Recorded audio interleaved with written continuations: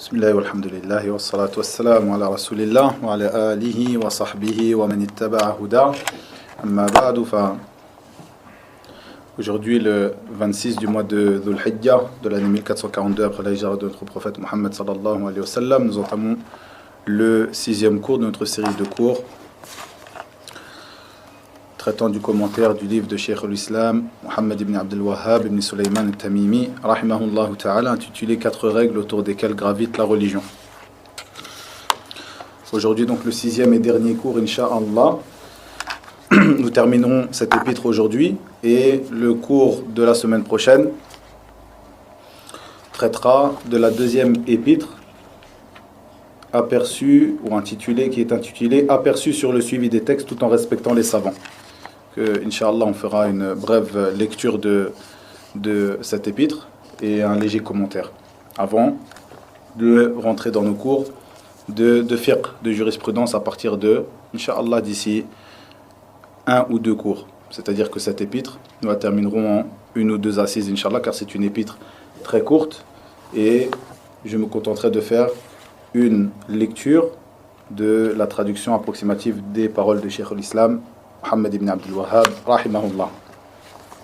Nous étions arrêtés bien sûr sur le dernier exemple qui tourne autour de ce hadith qui est appelé communément hadithu al-qullatayn, le hadith des 2 jars, des 2 qullah.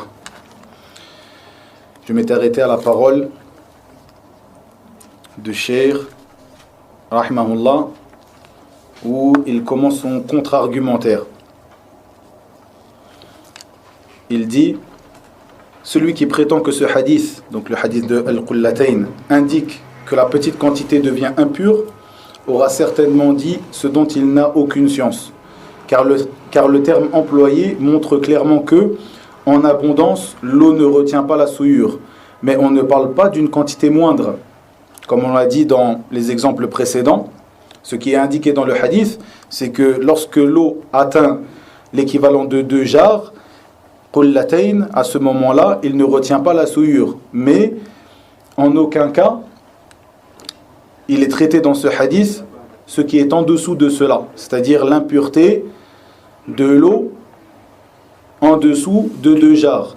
Donc, nous restons sur la portée générale des autres hadiths qui montrent que, comme on l'a évoqué précédemment, l'eau ne se souille pas, l'eau est pure et ne se souille pas, comme l'a dit le prophète sallallahu alayhi wa sallam à propos de Bi'ru Buda'a, c'est-à-dire que l'eau, du moment qu'elle rencontre une impureté, l'eau pure, du moment qu'elle rencontre une impureté, ne se souille que si l'une de ces trois qualités est changée, c'est-à-dire son odeur, sa couleur ou son goût. Ici donc, Cheikh de dire, car le terme employé montre clairement que, en abondance, l'eau ne retient pas la souillure, mais on ne parle pas d'une quantité moindre. Ceci implique l'éventualité qu'elle devienne impure, comme nous l'avons évoqué, comme l'éventualité qu'il, sallallahu alayhi wa sallam, le prophète sallallahu alayhi wa sallam, voulut par sa parole, donc c'est-à-dire par ce hadith, dire que si elle est en dessous de cela, il se peut qu'elle retienne l'impureté ou qu'elle ne la retienne pas. C'est-à-dire que, donc, comme je l'ai dit, ce qui est en dessous des 2 jars n'est pas traité. Donc il se peut ceci comme il se peut cela. Ceci relève de la conjecture. Il dit, donc c'est-à-dire ce que nous comprenons de ce hadith relève de la conjecture.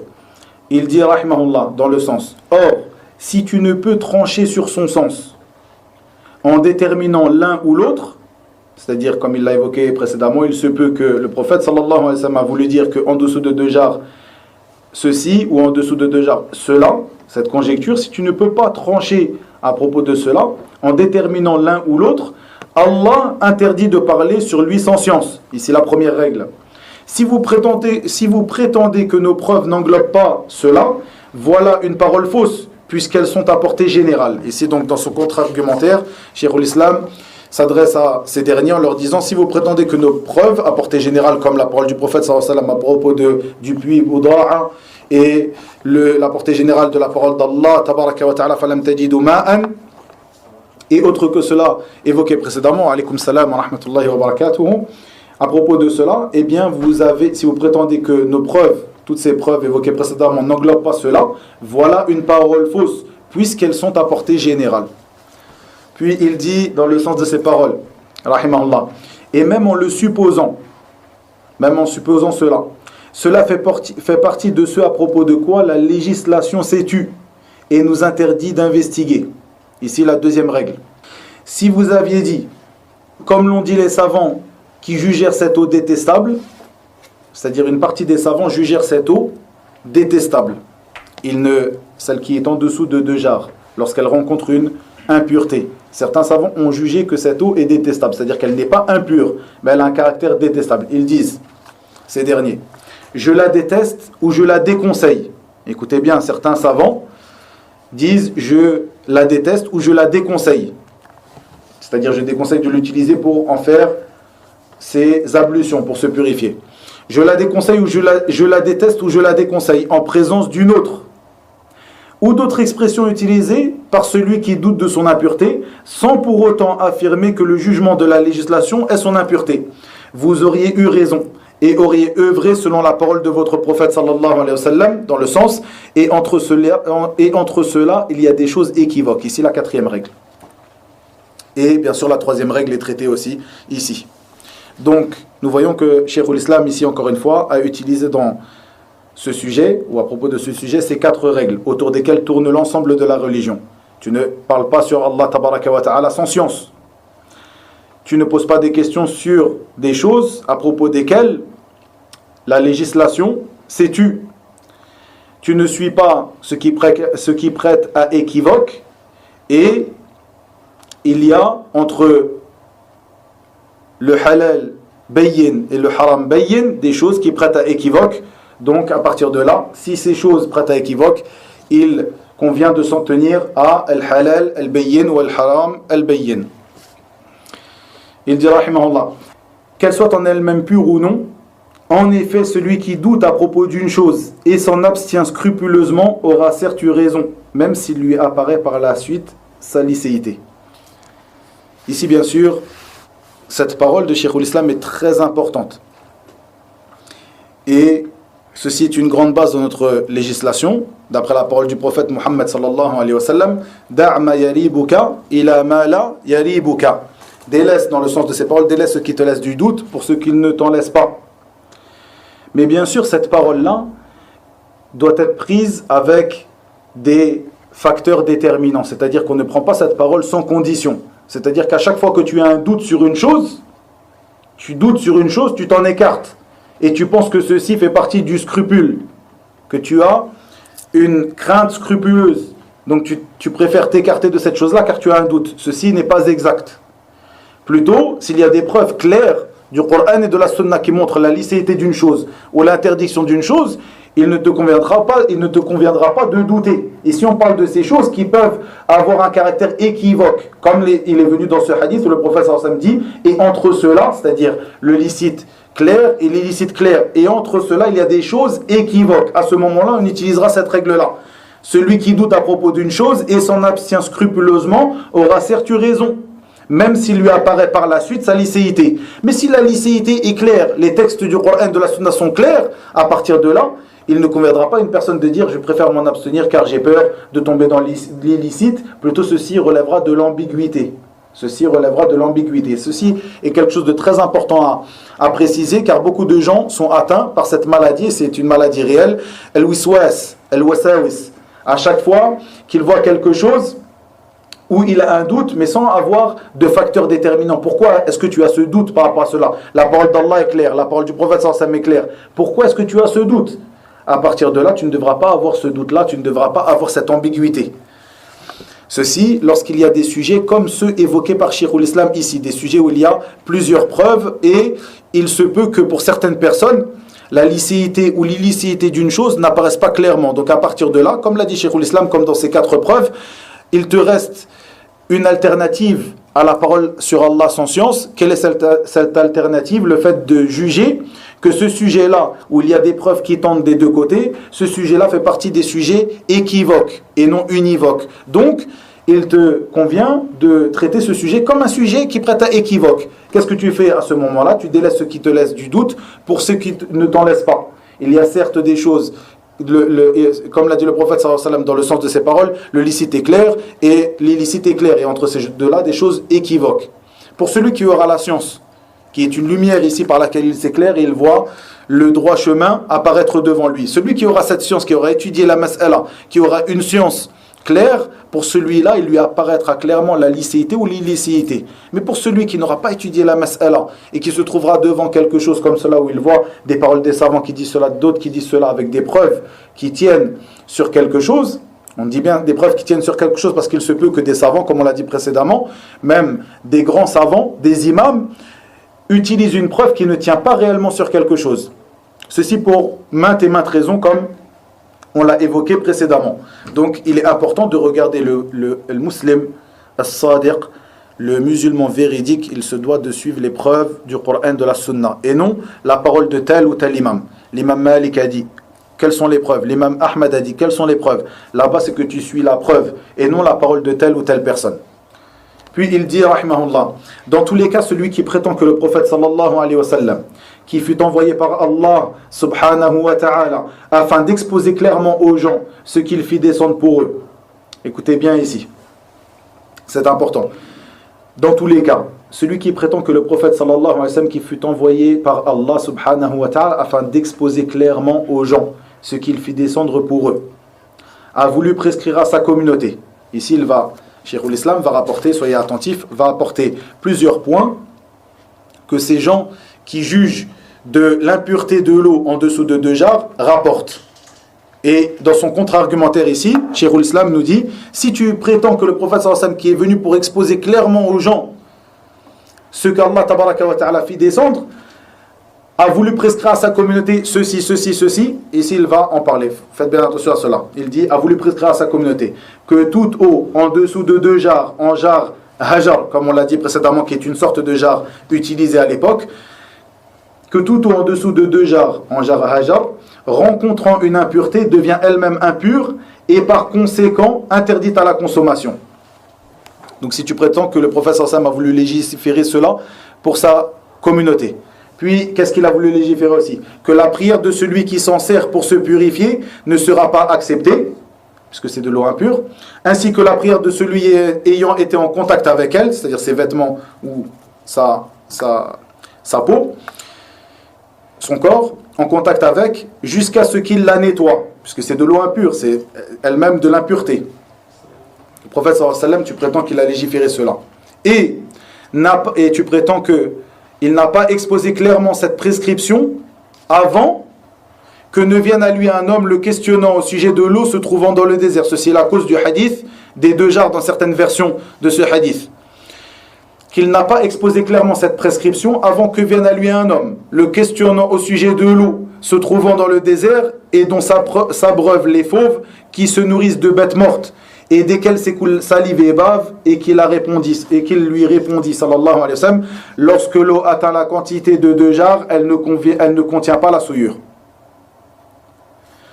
Ici donc dans son contre-argumentaire, pour éclaircir ces points-là, il dit, rahimahullah, si vous prétendez que ce qui est en dessous de l'équivalent de 2 jarres est impur, donc on ne peut pas l'utiliser, et que le prophète sallallahu alayhi wa sallam, qui se doit d'éclaircir la religion d'Allah tabaraka wa ta'ala, n'a pas éclairci cela dès le départ, mais plutôt il a attendu qu'une personne vienne le questionner à propos d'une eau qu'on trouve dans le désert et dont des bêtes sauvages viennent s'abreuver, des bêtes sauvages qui mangent de la bête morte, des bêtes mortes et dont lesquelles s'écoule la salive et la bave dans cette eau qui se trouve dans le désert. Si vous prétendez que le prophète sallallahu alayhi wa sallam a attendu cette cause-là avant d'éclaircir ce jugement qui est un jugement dont l'ensemble de la communauté a besoin, si vous prétendez cela, nous voyons bien sûr par ce contre-argumentaire, il essaye, Cheikhul Islam, il met en évidence que ceci ne tient pas debout. Cet argumentaire que vous mettez en avant ne tient pas debout. Il dit ensuite, voulant selon lui, selon celui qui argumente cela, voulant selon lui, par ce terme qu'a utilisé le prophète sallallahu alayhi wa sallam, démontrer à sa communauté que lorsque l'eau atteint 500 ritl, donc 500 ritl, comme je l'ai dit, irakien, c'est une unité de mesure qui a été utilisée à l'époque, qui est l'équivalent des 2 jarres, Elle ne se souille que par altération, alors que ce qui est en dessous de cette quantité se souille à la rencontre de l'impureté et devient donc impur. Certainement, celui qui aura prétendu cela se sera éloigné de la vérité. Première chose, aura parlé sans science à propos de ce dont le législateur ne s'est pas prononcé. Deuxième chose, aura suivi l'équivoque. Troisième chose, et l'aura rendu clairement interdit. Quatrième règle. Ici, Cheikhul Islam nous dit que celui qui aura pris cet argumentaire-là à propos de cette eau qui dépasse l'équivalent de 2 jarres aura été à l'encontre de ces 4 règles autour desquelles tourne l'ensemble de la religion. Ici, une question. Il dit, Cheikhul Islam, elle ne se souille que par altération. Donc, c'est premier, ceux qui prétendent ça, et c'est l'avis d'une partie infime des savants, comme on l'a dit au début de. Donc, Cheikhul Islam ici parle de l'eau qui est au-dessus de 2 jarres. Quand l'eau a atteint les 2 jarres, elle ne se souille que par altération. Premièrement, qu'est-ce qu'il veut dire par altération ici? Son changement. Son changement. C'est 3 choses qui doivent être changées. Le goût, l'odeur et la couleur. Ahsant. Par altération, c'est-à-dire que l'eau ne se souille, ne devient impure que par altération. Quelle est cette altération? Ceci est la parole exacte des gens de science. Pour que tu saches qu'une eau est devenue impure, une eau qui était pure à la base, par exemple cette bouteille d'eau qui est de l'eau pure, comment devient-elle impure? Lorsqu'elle rencontre une impureté, c'est-à-dire qu'une impureté tombe dedans, ou alors que je la verse dans un récipient où il y a une impureté, et qu'au final, cette eau qui est pure s'altère. Et qu'est-ce qui doit être altéré? 3 choses. C'est-à-dire une de ces 3 choses, bien sûr. Une de ces 3 choses. Soit son goût, soit sa couleur, soit son odeur. Ou 2 d'entre elles, ou 3 d'entre elles. Mais au minimum, une de ces 3 choses. Ceci est l'altération. À partir de là, tu sauras que cette eau est impure. Si, comme on l'a dit, pour réviser, si une chose pure, du jus de citron, c'est quelque chose de pur, on peut le boire, il n'y a pas de problème. Si tu en fais tomber sur tes vêtements, tu as le droit de prier avec ces vêtements où il y a du jus de citron dessus. Si on verse ce jus de citron dans cette eau pure, que devient cette eau? Autre que les 3 frères qui répondent généralement Kamel, Ahmed ou Salim. Mahdi, tfaddal. On regarde si une des 3 caractéristiques a changé. Et l'eau elle reste pure, mais ça dépend si les 3 caractéristiques ont changé ou pas, si elle devient purifiante ou enfin, si elle reste purifiante. Si là ce que tu as dit, si une des 3 caractéristiques a changé, par exemple elle devient jaune, parce qu'il y a du jus de citron dedans, on ne peut plus l'utiliser pour faire le wudu. Tfaddal. Elle est pure, mais elle n'est pas purifiante. Tfaddal. Si une personne appellation c'est proche ce que vous avez dit les frères, juste pour être minutieux. Si une personne appellation d'eau, Ahsant. à ce moment-là, on ne peut pas se purifier. Le facteur déterminant, c'est son appellation d'eau. C'est-à-dire que même si on met du jus de citron, même un petit peu de jus de citron, elle va changer de couleur. Elle va devenir un petit peu jaune, un petit peu pâle comme ça. Mais si cette eau-là, on l'appelle toujours de l'eau, c'est-à-dire on dira c'est de l'eau dans laquelle est tombé un peu de jus de citron. C'est comme ça qu'on dira. Mais si on met par exemple, on presse un citron entier et on la met dedans et on appelle cela de la citronnade, dans les habitudes des gens du pays, on va dire ça c'est une bouteille de citronnade, à partir de là on ne pourra plus faire les ablutions avec. Elle sera pure, tu pourras la boire, s'il tombe sur les vêtements tu pourras faire ta prière, mais on ne fera plus les ablutions avec. Pourquoi? Pas parce qu'elle est impure, parce que ce sont 2 choses pures, de l'eau pure avec du jus de citron, mais parce qu'elle a perdu son appellation d'eau. Et ce que tu dois utiliser, la portée générale de la parole d'Allah tabaraka wa ta'ala, falam tajidu ma'an. Et si vous ne trouviez pas d'eau de manière générale, ici ce n'est plus de l'eau. Donc effectivement tu ne trouves plus d'eau. Donc elle ne se souille que par altération. On a dit l'altération, c'est le changement de l'une de ces 3 caractéristiques de l'eau. Alors que ce qui est en dessous de cette quantité se souille, en dessous de 2 jarres, se souille à la rencontre de l'impureté et devient donc impur. Ici, ceux qui prétendent cela, ils disent que l'eau, si elle est au-dessus de 2 jarres, si elle dépasse l'équivalent de 2 jarres, si une impureté tombe dedans, elle ne devient impure que si l'une de ces 3 caractéristiques qu'on a dit change. Mais si elle est en dessous de 2 jarres, à partir du moment où une impureté tombe dedans, on ne peut pas l'utiliser. Par exemple, ça c'est en dessous de 2 jarres, une impureté tombe dedans, a'azzakumullah, une goutte d'urine tombe dans cette eau-là, on n'a plus le droit de l'utiliser. Quelle est la vérité dans cela, par rapport à ce qu'on a étudié? Un shabab. Tfaddal Kamel. Si l'eau est inférieure aux 2 jarres, on regarde également les caractéristiques. Si elle change, alors l'eau, si le goût, la couleur ou l'odeur est altérée, alors l'eau devient impure aussi. C'est la même règle et l'eau elle reste sur sa base. Ahsant. Donc en fait, la différence entre en dessous de 2 jarres et au-dessus de 2 jarres, quelle est-elle? Il y en a pas. Aucune différence. Dans le hadith, ce qui est traité, lorsque l'eau atteint, le prophète sallallahu alayhi wa sallam dit dans le sens de ses paroles, lorsque l'eau atteint l'équivalent de 2 jarres, elle ne retient pas la souillure. Est-ce que ce jugement est différent de ce qu'il y a en dessous de 2 jarres?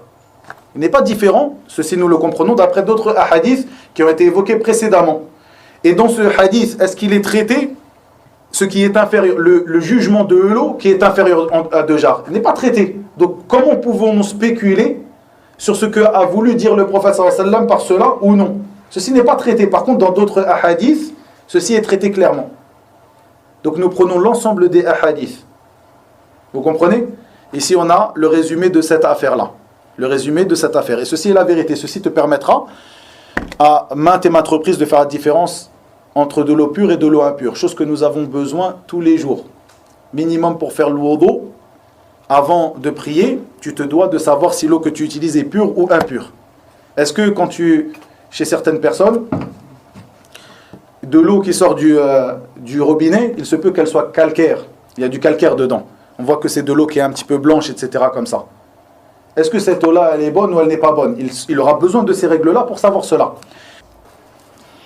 Ici, juste terminer l'épître que nous avons étudié ici en 6 à 6, walillahi alhamd. Cheikh l'Islam dit ici, certainement celui qui aura prétendu cela se sera éloigné de la vérité, aura parlé sans science à propos de ce dont le législateur ne s'est pas prononcé. Donc ici nous avons les règles, de ces 4 règles autour desquelles tourne l'ensemble de la religion. Le fait qu'il est interdit de parler sur Allah tabaraka wa ta'ala sans science. De même qu'il est interdit de rechercher ceux à propos desquels, les sujets à propos desquels le législateur s'est tu. Donc, toute chose à propos desquelles le législateur ne s'est pas prononcé est indulgence. Il n'est pas permis à quelqu'un de les interdire ou de les rendre obligatoires, de leur donner un caractère recommandé ou détestable.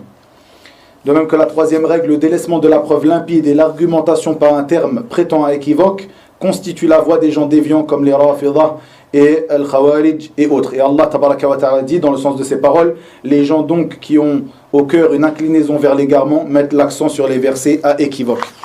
Et la 4e règle, le prophète sallallahu alayhi wa sallam évoqua que le licite est clair et l'illicite l'est aussi, et qu'il y a entre les deux des choses équivoques.